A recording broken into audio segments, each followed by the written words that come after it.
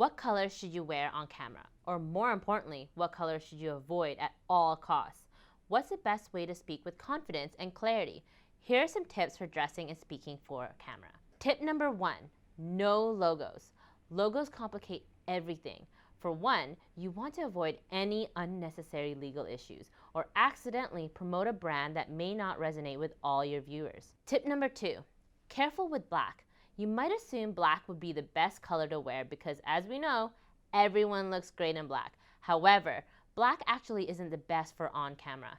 That's because black tends to wash out the face and can make any dark circles or shadows more prominent.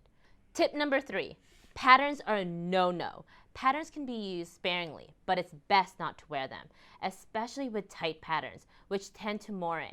That's a fancy word for this. Patterns can also distract a viewer from the information they're trying to learn. Tip number 4, jewel tones are your friend. Here's some great colors to wear on camera.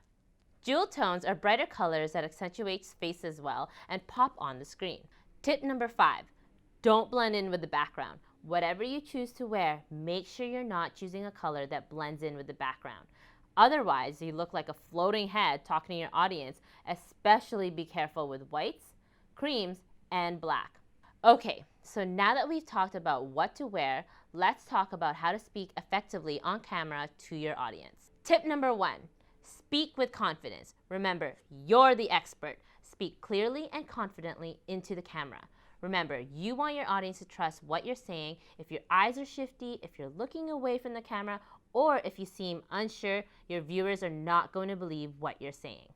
Tip number 2, if it feels like you're overdoing it, you're probably doing it right.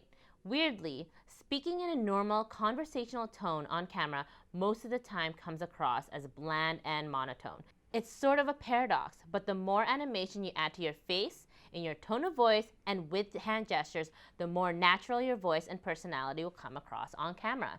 Try a few takes at different levels of emotion and animation, then play them back. You'll see that what you thought was over the top actually comes across the best. Tip number 3, if you like to speak with your hands, keep them in the frame.